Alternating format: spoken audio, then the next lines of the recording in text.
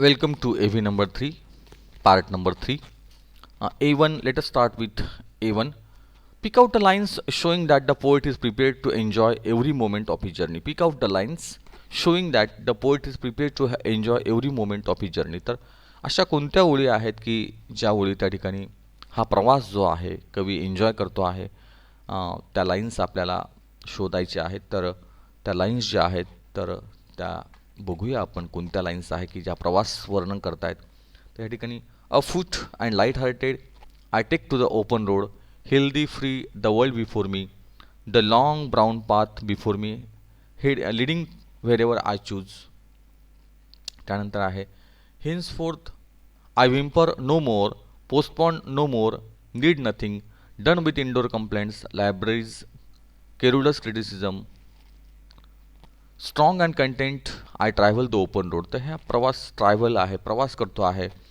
तर या पद्धतीने त्यांचा प्रवास जो आहे तो इथे अभिप्रेत आहे. तर ह्या ओळी ज्या आहेत त्या या ठिकाणी आलेल्या आहे. सेकंड A2कडे आपण जाऊया. A1 second part.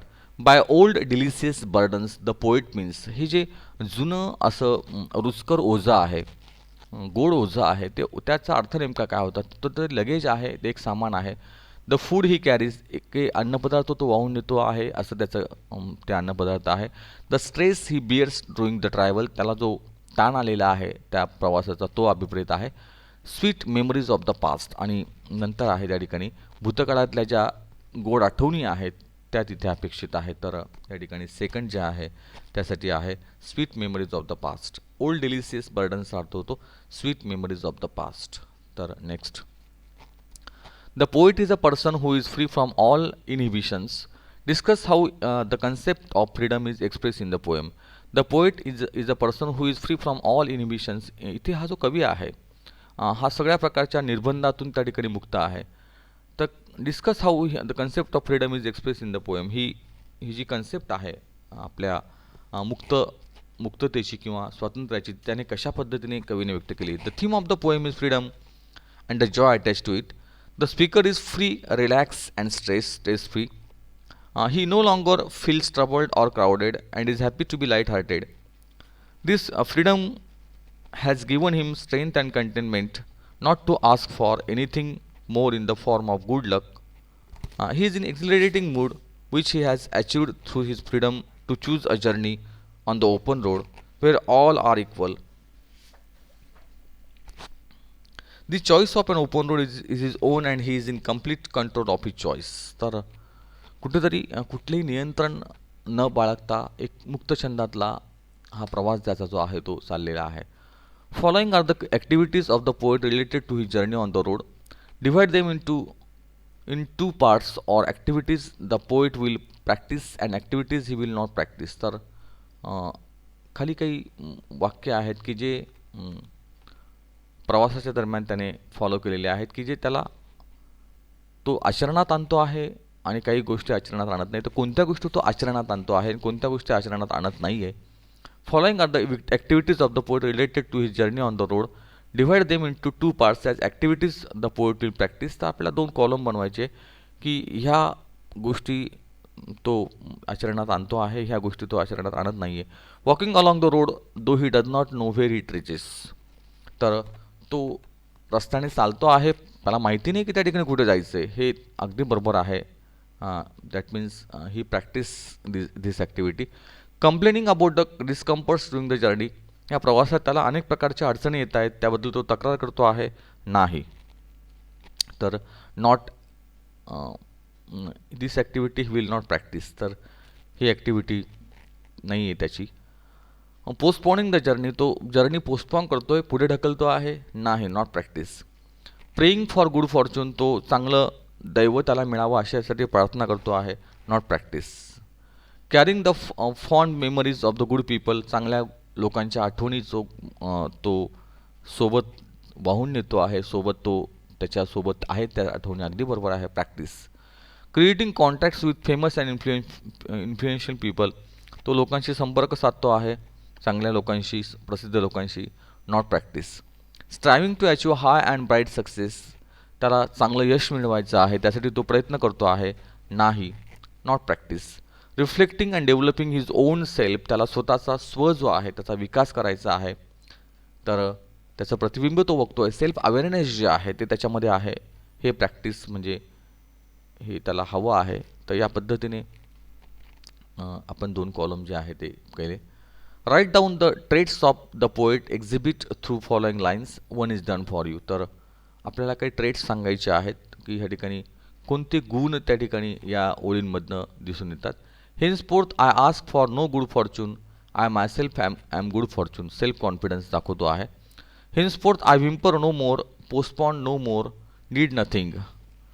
यातून काय दाखवलेलं आहे? Henceforth I whimper no more, मी कुठलीही तक्रार करत नाही, काही पुढे ढकलत नाही आहे, मला कशाची आवश्यकता नाही, मी केअर फ्री आहे. तर तो एक कुठेही चिंता नाही आहे, स्ट्रेस फ्री आहे, असं ते त्याचे गुण दाखवत आहे. Number 3 or C. I do not want the constellations in nearer. तर त्या ठिकाणी कुठलेही दैव, नशीब किंवा प्रभावशाली व्यक्ती मला नको आहेत. म्हणजेच त्या ठिकाणी त्याचं इंडिपेंडन्स आहे, त्याचं फ्रीडम आहे, ते इथे अपेक्षित आहे. सेल्फ अवेअरनेस जे आहे ते आहे. I swear it is impossible for me to get rid of them. त्यांच्यापासून मुक्त होणं हे मला अशक्य वाटतं आहे. म्हणजेच त्या ठिकाणी तो प्रॅक्टिकल आहे, रिस्पॉन्सिबल आहे, जबाबदारी आहे. I am filled with them, I will fill them in return. तर ते माझ्यामध्ये आहेत आणि मी त्यांना नक्कीच काहीतरी ते परत करणार आहे. म्हणजेच त्या ठिकाणी एक जी कामनेस आहे, जी शांतता आहे जीवाची, ती या ठिकाणी आलेली आहे. Healthy free the world before me, express your views regarding the above line. Healthy free the world before मी. तर ह्या ओळीतून काय अपेक्षित आहे? तर एक निरोगी आणि मुक्त असं जग माझ्यासमोर आहे. म्हणजे नेमकं कवीला काय म्हणायचं आहे? The speaker of the poem while talking about a journey he is going to take talks about himself as healthy and free because he feels light hearted, completely in charge of himself. He is free to choose the path he is going to travel as the entire world is open before him. Through this expression, he is trying to tell to the readers the joy of the open road as he has got first-handed knowledge of this kind of travel. तर एक प्रकारचा जो प्रवास आहे त्या मुक्त रस्त्यातला तो त्यांनी सांगितलेला आहे. तर प्रवासाचं जे नॉलेज आहे ते ह्या ठिकाणी त्यांनी सांगितलेलं आहे. A3 कडे आपण जाऊया. The poet has use many describing words such as healthy in this poem. Make a list and classify them as for the world. तर असे कोणते काही विशेषण ह्या ठिकाणी वापरलेले आहेत? For the world querulous, for himself light hearted, free, strong, content. For the road open, long, brown. Read the expression old delicious burdens. A burden cannot be delicious. The poet has used this combination of words to express that he has many sweet memories of the people and places which he would like to remember forever. The poet has used seemingly contradictory expressions to convey the meaning that his heart is full of sweet memories of good and kind people. Though he wants to be free from any type of attachment, he wants to cherish these sweet memories in his heart forever. The expression contain opposite ideas that make it seem absurd or unlikely although it may be true. This is called as paradox. तर पॅराडॉक्सिकल statement जे आहे तर ते आपल्याला त्या ठिकाणी सांगायचं आहे. The figure of speech is paradox because the expression contain opposite ideas, delicious and burden, that apparently seem absurd or unlikely although it may be true. तर डिलिशियस आणि बर्डन म्हणजे गोड ओझं.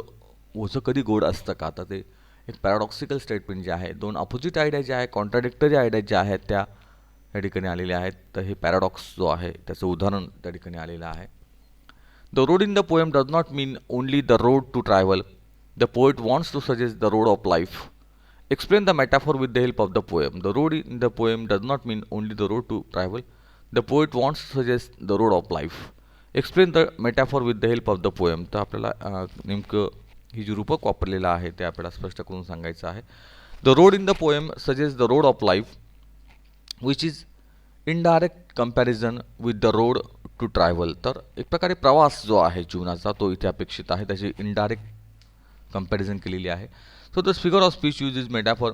The road represent equality, something which everybody can relate to.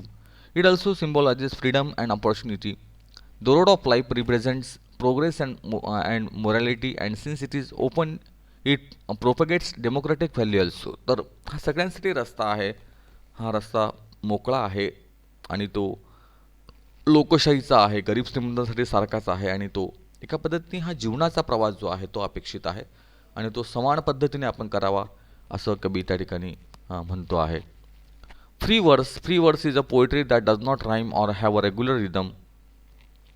The features of free words are आता मुक्तछंद म्हणजे काय त्या ठिकाणी ज्या जिथे कुठेही राईम नसतो त्याला त्याला म्हणतात मग फ्री वर्ड्स. त्याला कुठेही रिधम नसतो, कुठलाही एक ताल नसतो, कुठलाही एक मीटर नसतो. It is literary device that is free from limitations of regular metre or rhythm, does not rhyme with fix form, and still it provides an artistic expression. In this way, the poet can give his own shape to a poem as he desires and can use various poetic devices to create the effect he considers suitable for the piece. As a free verse gives greater freedom for choosing words and conveying their meaning to reader. It is free from artificiality of a typical poetic expression. This technique is commonly used in modern poetry. तर मुक्तछंदातली कविता कशी असते त्याचे वर्णन या ठिकाणी आलेलं आहे आणि आधुनिक कवितेचं ते एक वैशिष्ट्य पण आहे असं कवी म्हणतो आहे. तर remember, although free verse requires no meter, rhyme, or other traditional poetic technique, it is the use of internal pattern of sounds, the choice of exact words, and their chosen places are the factors which attribute the free verse its lyrical or rhythmic beauty. Free verse is completely different from blank verse, which essentially has to occur in iambic pentameter. Blank verse is a poetry written with regular metrical but unrhymed lines. It is described as the most common form of the English poetry, which has been influential since in the 16th century. तर blank वर्स हा एक प्रकार या ठिकाणी आलेला आहे. मुक्तछंदातली कविता आणि निरंक हा असा एक प्रकार, त्याला आयम्बिक पेंटामीटर नावाचा हा भाग आहे. तर पुढे आपण जाऊया. Next, there are certain words that are repeated in the poem. For example, no more, line number 7. Find out other similar expression explain the effect they have created in the poem. तर अशा कोणत्या ओळी आहेत की ज्या त्या ठिकाणी पुन्हा पुन्हा आलेल्या आहेत आणि रिपिटिशन या अलंकाराचं उदाहरण त्या ठिकाणी आहे. The repetition of the expression no more, open road, good fortune, I carry, they are shows the speaker strong determination about handling certain situations in his life. He has chosen to travel on open road, which is symbol of mobility, so that he can choose his way. He is hankering for good fortune and is very clear about being carefree and cheerful, which are in fact his good fortune. He is conscious about the burdens and instead of worrying about them, he has chosen to enjoy them, carrying them along with him so that he can handle them as much and when they arise. तर या ठिकाणी repetition जे आहे ते इथे आलेलं आहे. The use of personal pronoun I is evident and prominent in this poem, give reason. त्या ठिकाणी आय पर्सनल प्रोनाऊन जे आहे ते इथे आलेलं आहे कवितेत प्रामुख्याने. This poem is about self awareness. तर ही कविता जी आहे ती सेल्फ अवेअरनेसबद्दल आहे. The traveller is the poet himself and so the personal pronoun I gets predominance. He is in charge of himself and is speaking from his own experience. This is a personal precision, his self-knowledge, his way of handling his own burden, and most importantly, his beliefs. So I plays the most important role in the poem. तर स्वबद्दलची माहिती ही प्रामुख्याने इथे आलेली आहे, म्हणून त्या ठिकाणी I जो आहे तो त्यांनी वापरलेला आहे इथे, असं आपण म्हणता येईल. तर ठीक आहे, इथे आपण थांबूया आणि पुढच्या एव्हीकडे आपण वळूया. Let us stop here.